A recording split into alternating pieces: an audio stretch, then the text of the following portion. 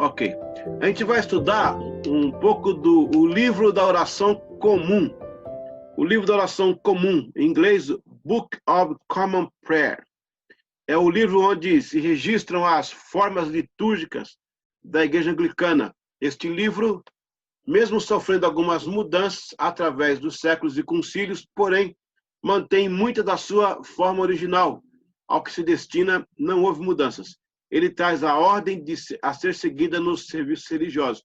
Este livro é um dos mais antigos em uso hoje. Ele está até hoje sendo usado. Ele é do tempo de Thomas Crowner. É interessante é que o Reino Unido, neste livro, só pode ser impresso pelas chamadas imprensas privilegiadas, justamente por causa do seu valor histórico.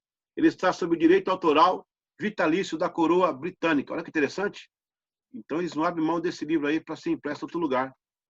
Tem que ter algo especial, tipo uma imprensa, né, que eles usam. A versão em língua portuguesa foi traduzida em 1882 pela Igreja Lusitana, Católica, Apostólica e Evangélica. Dá para entender isso aí? Os caras conseguiram colocar tudo junto aí, ó. Só faltou congregacional. Houve também uma segunda edição em 1901. Algumas frases conhecidas popularmente hoje são oriundas deste livro. Por exemplo, até que a morte separe. Quem já ouviu isso aí, né? É isso aí, é desse livro, do cerimonial que ele traz para o casamento. Porque ele faz tudo isso aí, casamento, batismo, é um livro de disciplina, né? Aqui, ó. Até se alguém se opõe a este matrimônio, fale agora ou cale-se para sempre. Ainda bem que não se fala mais isso hoje, né? Porque ia ficar difícil. Os atos de casamentos. Perdoai. Aqui tá escondendo aqui. Peraí. Perdoai, ó Deus, pelo que fizemos e pelo que deixamos de fazer. Gente, isso é um pedido de perdão maravilhoso, né? Olha só. Perdoai, ó Deus, pelo que fizemos e porque... quer dizer, a gente até pecar um pouquinho mais, mas não pecamos, né? Já que nós não pecamos e poderia ter pecado, que você possa perdoar também. Ok? Então vamos lá. Opa.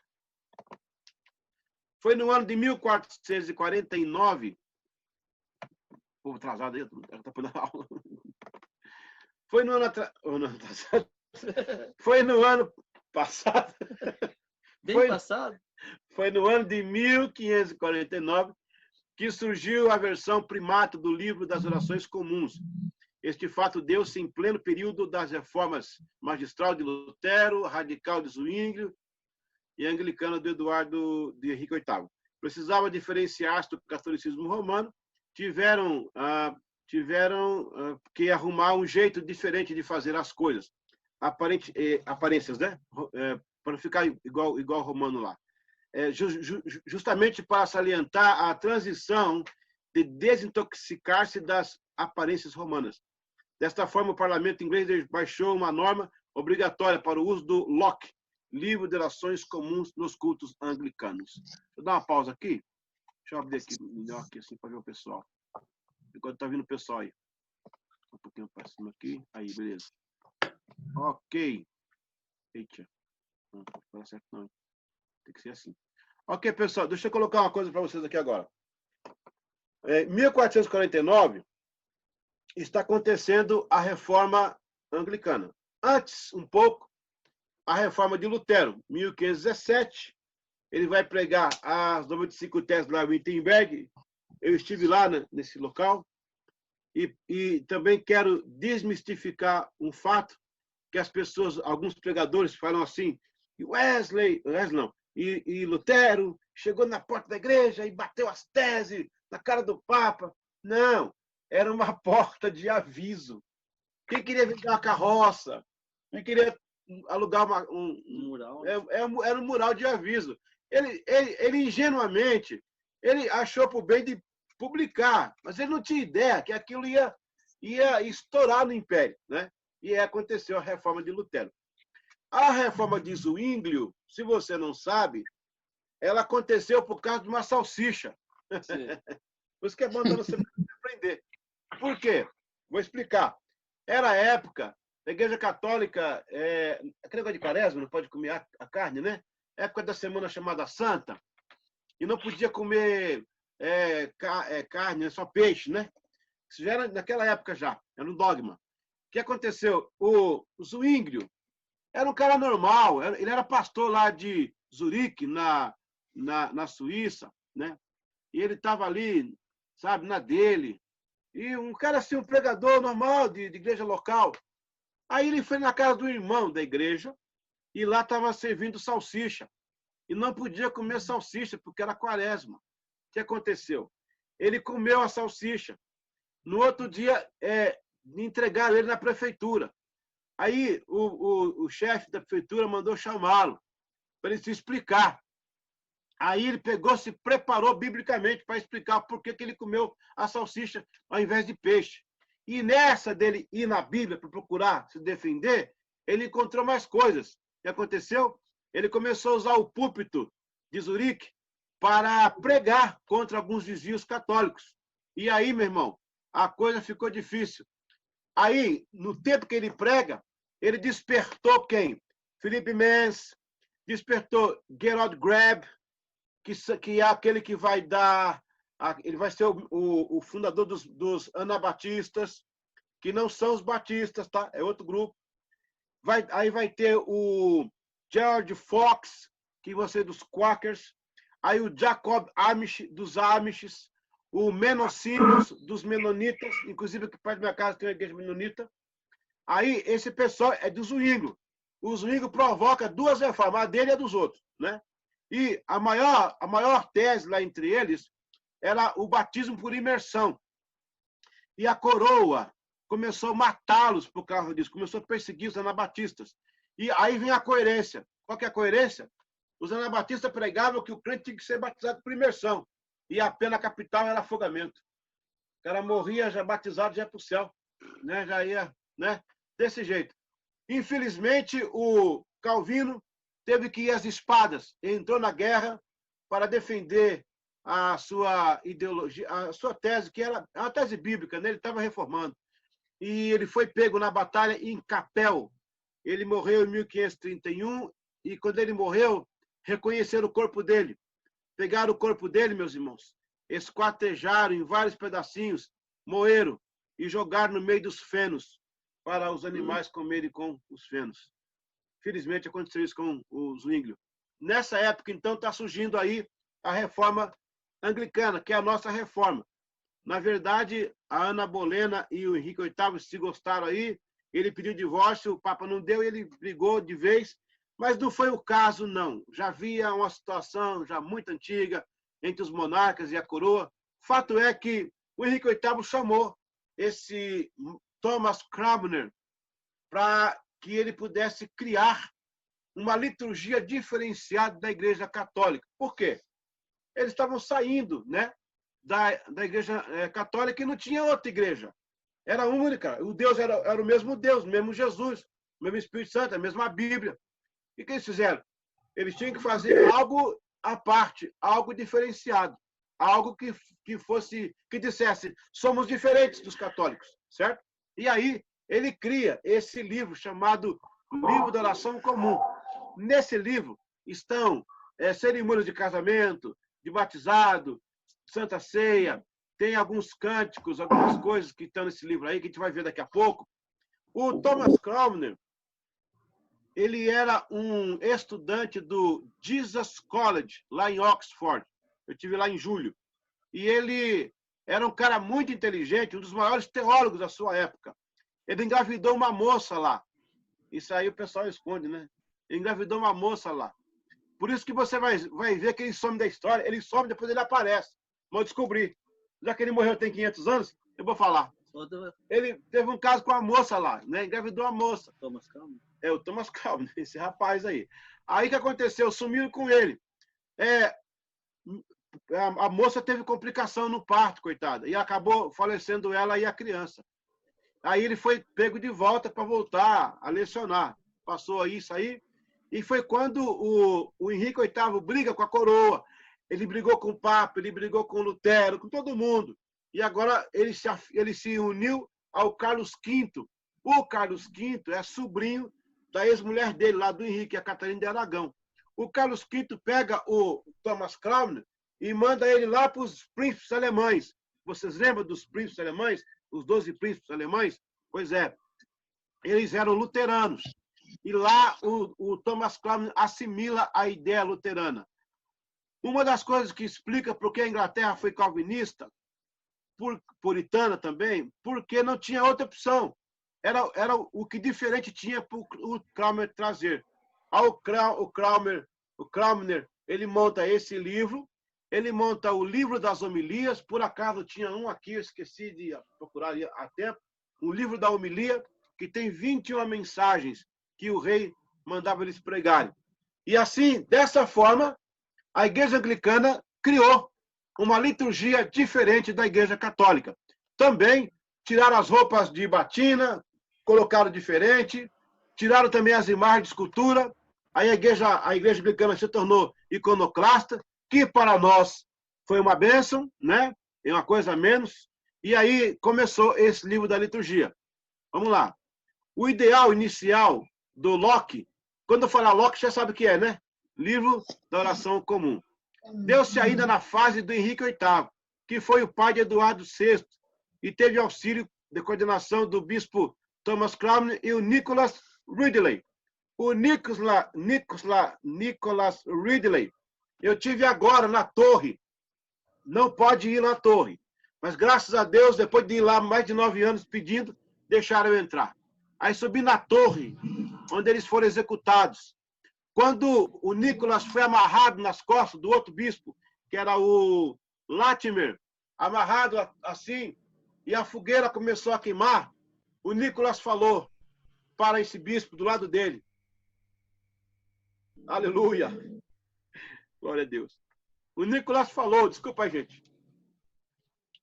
A nossa chama vai iluminar a Inglaterra.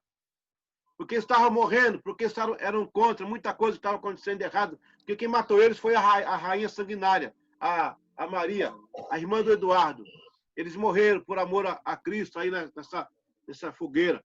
Irmãos, uma coisa que me chocou muito, a Inglaterra é um país frio, sabe? 7 meses de inverno, 4 meses de gelo. Então, pastor Charles, as fogueiras não queimavam direito, não era fogueira seca, viu, pastor Robson? A fogueira, muitas vezes, era de graveto molhado. E muitos irmãos passavam a noite queimando. Às vezes, passavam 2 dias queimando. Imagina isso. A pessoa ali sofrendo, queimando. Por isso que naquela época, Tom, eles começaram a pagar, as famílias davam dinheiro para os carrascos para arrumarem pólvora escondida e jogar debaixo da fogueira para queimar logo, para matar logo, entendeu? Isso aí eu não sabia. E agora eu fui nos livros, eu comecei a descobrir, era caro, viu, Nathalie? Tinha gente que vendia animal, um saco de pólvora que valia uma vaca, às vezes, um cavalo. E o animal, a família vendia suas posses para amenizar o sofrimento daqueles irmãos. Era assim, era assim. O Locke apareceu como uma proposta vernácula, sendo um guia litúrgico para a recém-independente igreja anglicana. O que é vernáculo, né? É na língua do povo, na língua que o povo falava, que era o inglês erudito. O inglês, ele vem do baixo alemão, o alemão falado nos campos, o alemão camponês. O inglês vem do baixo alemão, lá dos povos nórdicos. Agora está melhor. Uma espécie de réplica dos livros católicos. A observação era que fosse utilizado juntamente com a Bíblia, um inário oficial. Uma mudança elementar foi a admoestação de Cranmer no prefácio em ordenar que o latim fosse banido dos cultos e que o inglês assumisse os serviços da igreja. Olha aí, tá vendo? A mesma coisa que Lutero fez com o idioma alemão e o que o John Huss fez com o idioma tcheco. Agora, se você não sabe, aqui tem um furo da história para você. Quem que começou a colocar no vernáculo a Bíblia do latim? Porque essa época aí já é 1400, portanto, 1100 anos depois que Jerônimo de Belém traduziu a Bíblia para a Vulgata Latina, com o pedido do Papa Damásio. Peraí, aqui a letra tá legal aqui, não. A pedido do Papa Damásio, o Jerônimo, o Jerônimo de Belém, né? Ele vai traduzir para a Vulgata Latina. E aí, nessa época, ainda é latim. O Wycliffe, em 1369, ele traduz a Bíblia de alguns originais gregos e hebraicos, e também do latim, no caso da Septuaginta, para o inglês. Aí nós vamos ter duas Bíblias em inglês. A Bíblia do Tyndale, do William Tyndale, que é da época do Henrique VIII. Ele morreu em 1536, pelo próprio Henrique também. E a Bíblia do Wycliffe, que era de 1369. A pergunta, por que não usaram a do Wycliffe, que é a primeira Bíblia a ser feita? E depois tiveram que usar a do Thomas Crown, a do William Tyndale. Porque a Bíblia do William, do primeiro lá, o Wycliffe, era uma Bíblia erudita, um inglês quase difícil de falar. E a Bíblia do Tyndale era mais popular. Então ele tirou o latim de vez. Agora temos um livro oficial de liturgia, temos a Bíblia e também tinha o Inário junto com eles aí.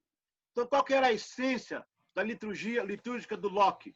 Na essência, o primeiro Locke, porque vão ter mais dois Locks, né? Possuía a seguinte ordem, de certa forma, se mantém até hoje. Oração da manhã e da noite, oração das coletas, liturgia da Santa Comunhão, ritos para sacramentos, que é, no caso, a Santa Ceia, e também, né, o casamento, ritos para a visitação dos doentes, instrução para as orações das horas, da manhã, tarde e noite. Olha, esse povo orava, hein? Aqui entrava o batismo. Isso, o batismo está aí também. Isso, o batismo está lá. É o casamento, o batismo, a ceia. Aí, na católica são 7, né? Instrução para a oração da manhã e tal. Manual para ritos adicionais, como exéquias e outras celebrações. Pontificais para ordenação e serviço episcopal. Então, era um livro completo. É como nós temos hoje o livro da disciplina, né? Não é isso? Vocês têm lá? É o nosso chamamos de manual de disciplina. Ali, ó, assim cremos. Ali tem da Igreja Metodista Livre, da Salvação. Está faltando o Nazareno aqui, ó. É para completar a coleção. Ok.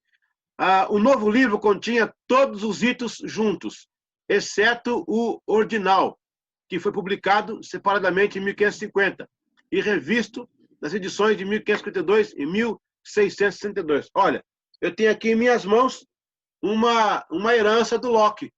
Está aqui, ó. Beleza, gente? Me dá só um segundo, vou pegar mais aqui. Ver como o negócio funciona, hein? Cadê aqui aqui, ó, esse aqui é da Salvação. Olha a disciplina aqui da Livre. Aqui achei. E aqui da Wesleyana.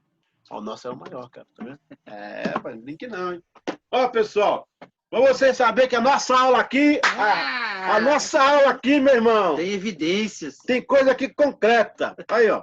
Eu tenho aqui, ó, herança do Locke.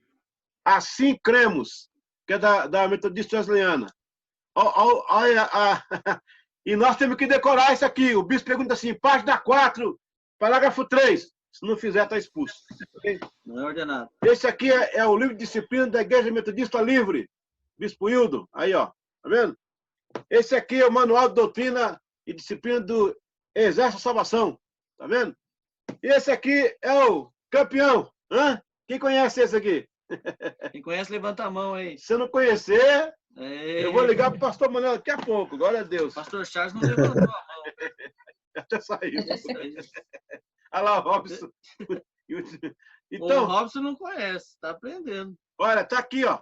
A herança do Locke, né? Não que esse aqui é cópia do Locke. A ideia, né, gente? A ideia do livro, da disciplina, dos ritos, né? Das coisas que vocês podem ali encontrar. No Locke foi introduzido também o calendário. É o calendário litúrgico, né? Que a gente chama, né? E regras de lições docentes, bem como um anexo ao Inário Oficial, o Saltério, que era o nome do Inário. Olha, gente, que livro completo, hein? Que livro completo, hein? Uma segunda versão foi publicada em 1552, durante o reinado de Eduardo VI. Nessa época ainda era vivo o Thomas Cromwell. e nesta foi inserida uma certa influência calvinista. Olha aí. Isso aí deu tempo do Wesley tirar depois, né?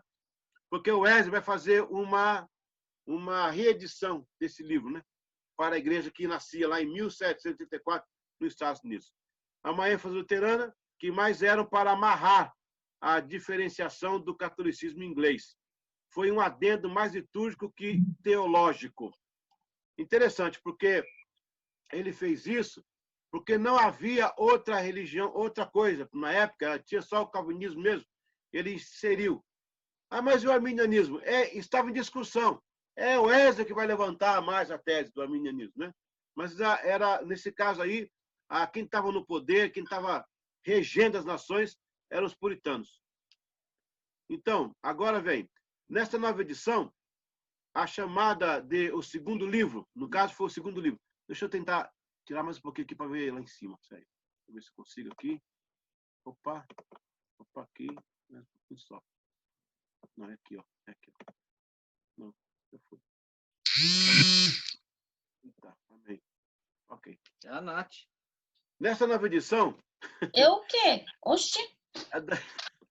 É um microfone que está aberto.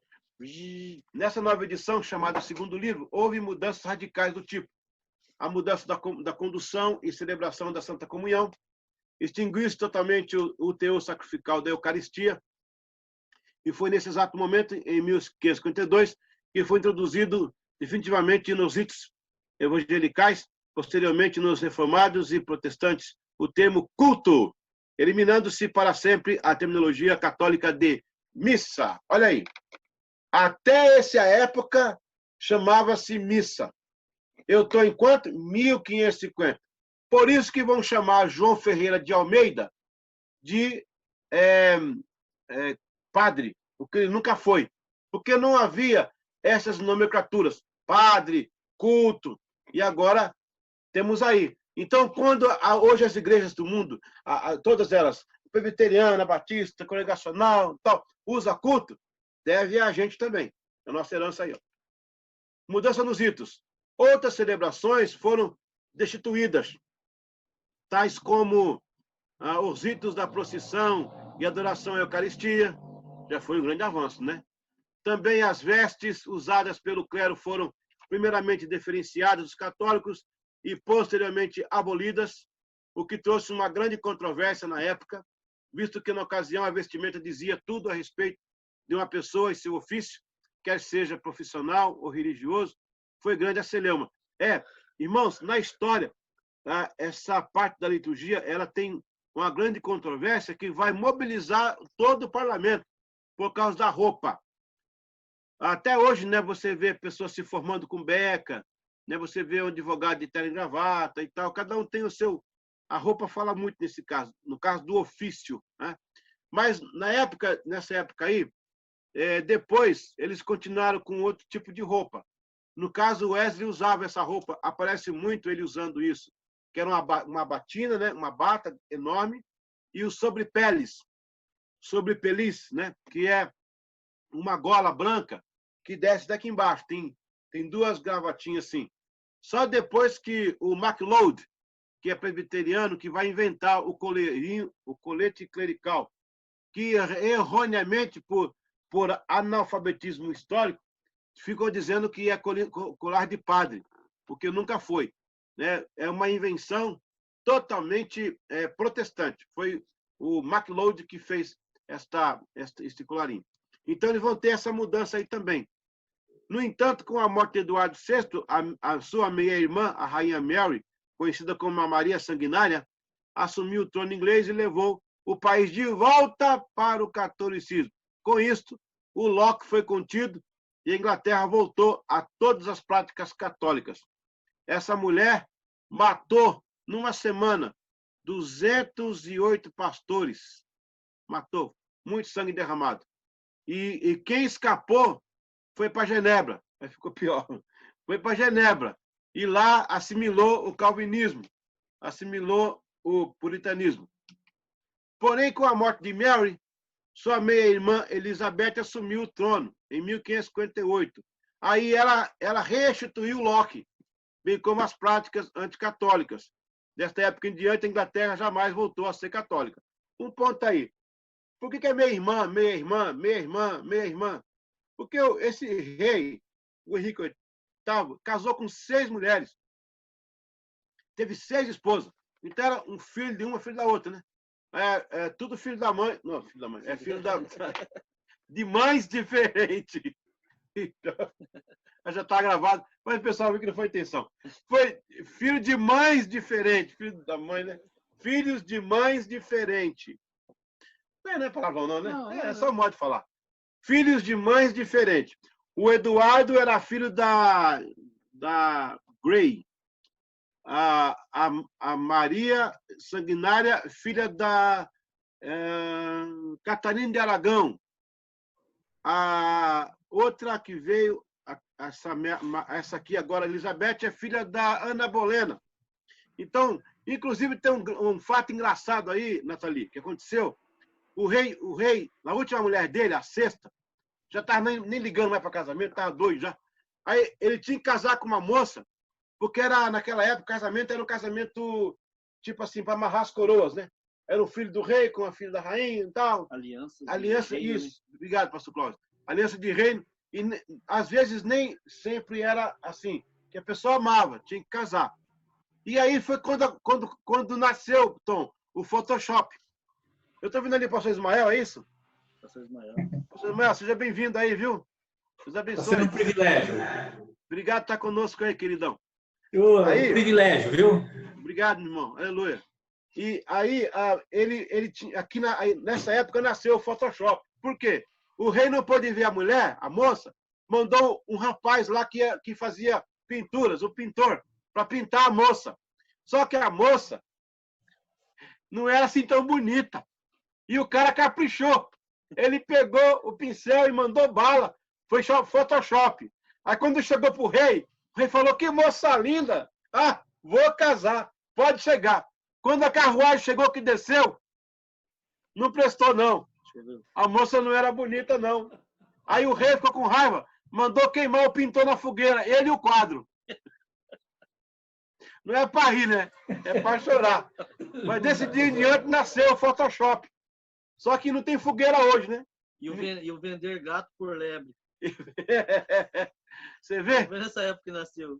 E ele casou com a mulher. O Locke sofreu mais um golpe, mesmo depois de Elizabeth ter criado a Via Média para conter os católicos reclamantes da Inglaterra. Aconteceu no episódio da sangrenta Guerra Civil. Essa guerra derrubou a monarquia e agora o governo puritano calvinista retirou o uso do livro da Igreja Inglaterra. Então vamos lá, um ponto aqui agora. Qual foi essa guerra civil? Muito bem. A Elizabeth criou a Via Média. A Via Média, ela nunca falou essa palavra Via Média.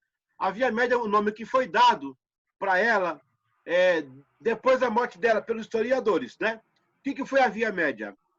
A Via Média foi um terceiro caminho, porque ela não queria ser católica por causa do governo da irmã anterior, porque também o pai dela não era, né? Ela era filha da mulher que o pai dela mais gostou, que foi Ana Bolena. Mas também, quando ela manda trazer do exílio aqueles que escaparam da Maria Sanguinária, da Mary Bloody Mary, quando eles voltaram calvinistas. Eles voltaram com a Bíblia de Genebra. Eu tenho ela aí, ó. Bíblia de Genebra. Eles voltaram com a Bíblia de Genebra. Olha, eles voltaram com a Bíblia de Genebra. Rapaz, e os calvinistas, eles eram mais um partido político. Só usavam a religião como capa. Olha, nada contra os irmãos presbiterianos, nem congregacionais, batistas, porque foi a coisa boa que saiu daí, né? Graças a Deus, são nossos irmãos em Cristo. São igrejas maravilhosas. Mas o teor do movimento em si tinha um cunho político muito forte. Eles tinham até 3 partidos lá dentro do parlamento. Por isso que a rainha Elizabeth colocou um monte de barão no parlamento, porque era um barão que eram anglicanos, para lutar contra esses calvinistas aí, né? Vamos falar puritano, que é melhor para não ofender os irmãos, né? Os puritanos. O que acontece? A Via Média foi isso aí. Ela resgatou o livro do pai, que foi o livro das homilias. Ela resgatou o Locke. Ela resgatou o livro do rei. tudo que era do pai, que não era nem católico, nem calvinista, ele resgatou. Aí sim foi a via média. Muitos professores de história da igreja estão ensinando isso errado. Talvez porque não tem conhecimento profundo. A via média não foi para juntar, não foi, nunca foi, para juntar católicos e protestantes. Não tem jeito, é óleo e água. Eles se mataram. Tanto é que os calvinistas, os puritanos, eles cortaram a cabeça do rei Carlos I.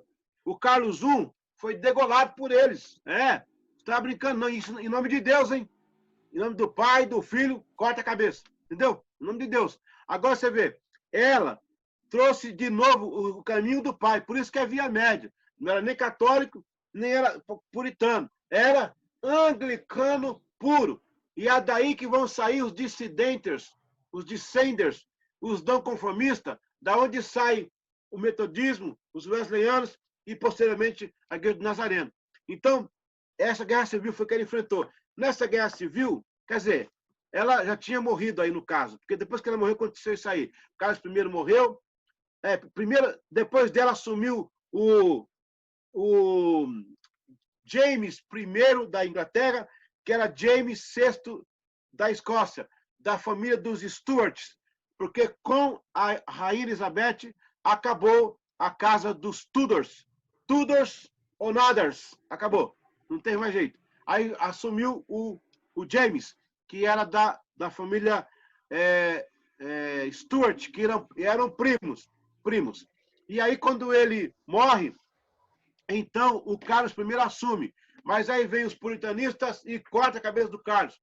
Aí assume um general chamado Oliver Cromwell. E esse cara vai criar um governo mais popular. Depois dele, vem o filho dele, o Richard, que não fica legal, não foi muito bem líder para aquele povo, acabou perdendo o trono. E aí o parlamento trouxe de volta o Carlos II, que era filho do Carlos I, que esse Carlos II tentou juntar puritanos com os católicos e não deu certo. Ele teve que sair correndo, senão morria. Aí o James II assumiu, o irmão dele assumiu, só que também não deu certo. Aí teve que assumir a filha do James com o genro, o Maurício de Orange, que era lá da Holanda. Vou parar por aí que eu já vou entrar por outro caminho. Ok, parando aqui. Então o Locke vai sofrer essa investida, mas ele volta agora com o Carlos II. Volta à vida normal da Inglaterra. Todavia, a luta não estava perdida. Em 1662, a monarquia se restabeleceu e o Locke voltou a ser o guia litúrgico inglês. Vamos lá. Essa parte é importante, o conteúdo do Locke. Você vai ver isso também, alguma coisa semelhante no nosso livro de disciplina. Não é correto dizer que foi o bispo Thomas Cranmer que inventou o Locke, mas temos que reconhecer que a formação deste livro litúrgico teve seu berço oriundo de 4 ramificações católicas. O que o Cranmer fez foi usar... Olha, essa informação é muito importante, viu? Essa aí eu cobraria R$100 de cada um para dar, porque essa aí eu não pago. É importante. Essa é importante. O que Cranmer fez foi usar 4 livros como base e desintoxicar as palavras do catolicismo. E precisava de algo paralelo para se manter. Assim, podemos afirmar que o Locke é genérico de outros 4 livros, que é o Breviário, o Missal, o Pontifical e o Manual de Rituais Católicos. Podemos classificar como uma combinação atualizada e reformada. Foi isso que ele fez. Pegou, gente? Cuidado que isso pode cair na prova, tá? Só estou avisando para depois não ficar com o peso da consciência. Agora sim, estamos chegando mais perto dos nazarenos. O Gênesis da liturgia wesleyana. Pastor, você pode repetir o nome dos livros, por favor? Opa!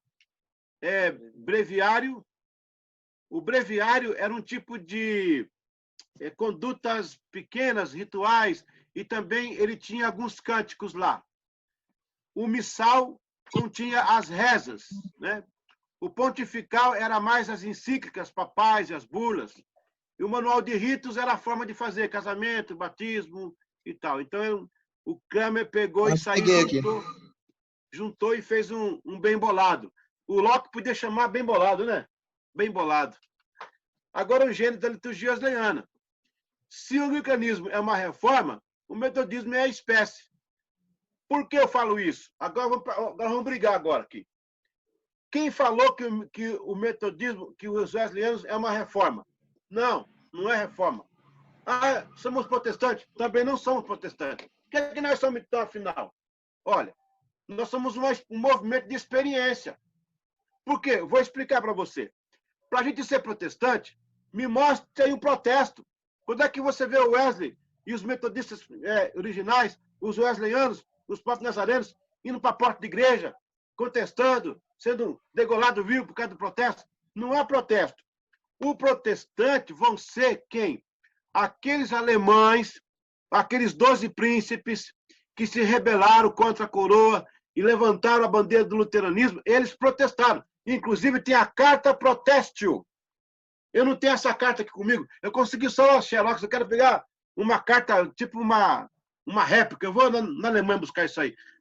A carta protestio. Aí eles são protestantes. Os wesleyanos, eles não vão protestar. Eles vão pregar uma mensagem diferenciada, que não chega a colocá-los como protestantes. Ah, então não somos protestantes, somos o quê? Somos reformados? Também não somos reformados.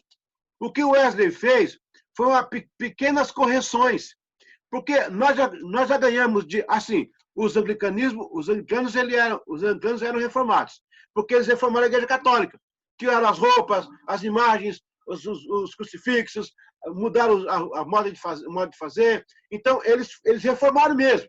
O metodismo não. Ele trouxe uma pequena mudança em alguns pontos que não chega a ser uma reforma. Apesar que a frase máter dos wesleyanos é reformar a nação, espalhando santidade por todo o país. Mas uma reforma na santidade, não na teologia, nos costumes. O que o Wesley fez? Ele pegou os 39 artigos de fé do Crowley e botou para 25, né? Pegou o livro da oração comum, o Locke, e deu uma arrumada e fez uma liturgia wesleyana. Então, para mim, não caracteriza uma reforma. A reforma ela é muito mais profunda do que você possa imaginar. A reforma muda com célula máter, com crenças nucleares, que não foi o caso do metodismo. Então, o que vocês são? São protestantes? Não. Vocês são o que reformados? Não. O que vocês são? Nós somos um movimento de experiência. Nós somos um povo chamado para pregar a santidade. É isso aí, entendeu? Alguém quer falar uma coisa aí, que contestar, não? Contestar ou falar, né? Ou perguntar? Glória a Deus? Concordo, discordo. Concorda, discorda? Mas, professor, a gente podia ser evangelical? Isso sim. Mas só que o termo evangelical, depois de 1800, pegou uma linha mais política. Era o termo mais aplicado para nós, sim. Se fosse para dar um nome, nós somos evangelicais. Por quê evangelical? Porque evangelical, no sentido pleno da palavra, ele é mais perto da ortodoxia. Ser evangélico é estar mais perto da ortodoxia, mas não no caminho que eles tomaram agora. Aí foram muitos teólogos que foram por esse caminho, e aí a academia abraçou como evangelicais. Eu não suporto isso, mas tudo bem. É igual o caso do livro a Bíblia do King James. Eu tenho ela aqui também, está ali atrás. A Bíblia do Rei Tiago. Não é do Rei Tiago. A Bíblia do William Tyndale. 80% é dele. 20% os clérigos anglicanos terminaram. Esse rei era homoafetivo. Ele tinha um caso com o Dom Eduardo IV, que era um conde lá, sei lá, um duque do reino. Ele era nefasto, era um homem promíscuo. E ele só ele sancionou a Bíblia. A Bíblia não é dele. Eu acho muito feio as editoras, e tomara que eles ouçam isso. Eu assumo, eu que estou falando, não é o Seminário Nazareno, não. Agora eu, professor. Eu acho muito feio publicar uma Bíblia com o nome de Bíblia do Rei Tiago. Isso é um desagravo. Isso é muito difícil de entender. Um rei homossexual, um rei devasso, que só assinou porque foi pressionado pelo parlamento. E o coitado que escreveu não é lembrado, que é o William Tyndale. Então, por favor, editoras, corrijam isso o mais perto possível. Isso é o que dá o analfabetismo histórico. É o que dá, entendeu? A Bíblia de William Tyndale. Esse é o protesto meu, do professor, tá bom? Voltando para a normalidade. Ou seja, Toda a índole cultural eclesiástica escoou para as veias do movimento iniciado sob a égide de Deus através dos garotos de Oxford. Sabemos todos que Wesley não tinha preocupação de reformar a liturgia anglicana, pois fora criado nela, e não via elementos que a distanciassem da proposta bíblica. Jamais mencionou inserir evento novo na liturgia anglicana, embora tenha compilado hinários com cânticos mais entoados pelo povo chamado metodista, porém não caracterizava um novo código de conduta de culto. Aí, registra-se no dia 9 de outubro de 1739, enquanto usada a homilia para a Sociedade Metodista de Bradford, Wesley corrobora a decisão de se observar os ritos e as cerimônias e a disciplina anglicana. Então, está aí que ele não estava excluindo o Locke. Fez apenas algumas mudanças. Apenas por ocasião da expansão metodista em solo americano e à distância, que este grupo lá mantinha a igreja anglicana. Foi que compilou o ritual simples, e mesmo assim, sob a tutela da liturgia da igreja da Inglaterra, ou o Locke. John não questionava a essência teológica dos hinos e a doutrina do culto, visto que era mais inclinada à devoção pessoal a Deus. Então, quando que os wesleyanos vão assumir, né, esse livro aí? É quando nasce a igreja lá nos Estados Unidos. A igreja nasceu em 1784 com Francis Asbury e o Thomas Cook em solo americano. E aí eles tinham que ter um livro deles, um livro de liturgia pessoal. Foi aí que o Wesley pegou o Locke, deu umas mudançazinhas e inseriu ele na liturgia wesleyana. O anseio wesleyano. A vontade suprema dos primitivos metodistas, encorajados pela mensagem de Wesley, Fletcher e até mesmo Whitefield, era que os anglicanos, mesmo assumindo um pseudo-imagem de santidade pelo viés do puritanismo, conhecessem a verdadeira essência da santidade, que não se baseava apenas em desintoxicar-se do ritualismo papista, e sim por um relacionamento vivo com Deus, uma vez que uma ala da igreja anglicana se enveredava pelo neo-ateísmo cognitivo, quando reconheciam um Deus em existencialismo intelectual, porém agiam como se Deus fosse apenas sua vida social. Aí você vê interessante, gente, que a liturgia wesleyana, que é a nossa, ela começa a resgatar esses valores, a santidade, por exemplo. Qual que é a mensagem da Igreja Nazarena? É a santidade. Na mensagem, um dos pilares central, né? E os wesleyanos, nesse caso aí, ó, quem foi o John Fletcher? O John Fletcher foi um grande teólogo. Ele era mentor de Wesley, rapaz. O Wesley falava muito com ele, né? O Whitefield foi um pregador, exímio pregador. Foi o maior pregador wesleyano que já existiu. Foi o Whitefield. Sua última mensagem em vida foi em Newburyport, nos Estados Unidos. E ele falou assim, a mensagem dele. Olha o título da mensagem dele. Ó nécios pecadores, se quereis alcançar a salvação por conta própria, é como subir a lua com escadas de areia. Tremendo, né? Que coisa interessante. Nunca vai conseguir. Né? Nunca vai conseguir. Olha que frase linda, né? Ele era filho de o John Whitefield. Os pais dele tinham um hotel com um teatro. Eles eram de artes cênicas. Por isso que ele pregava assim, citava poetas da mensagem dele. Ele era muito erudito para pregar. O pessoal gostava, a alta sociedade gostava muito dele. O Wesley era mais profundo na teologia. O Whitefield era cheio de florear. E o pai dele e a mãe dele moravam em Gloucester. Quando as pessoas se hospedavam na casa dele, então eles davam teatro lá. Então hoje tem pregador Whitefield que fica dando teatro, fazendo uns teatrinhos, e tem alguns também que é igual o Wesley, que é mais profundo. Mas, de certa forma, precisava de alguém que agitasse, né? Olha, e foi Whitefield pregando que o Benjamin Franklin aceitou Jesus.